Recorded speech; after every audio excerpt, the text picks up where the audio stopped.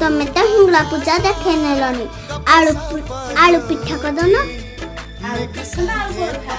ଆଳୁ ପରଟା।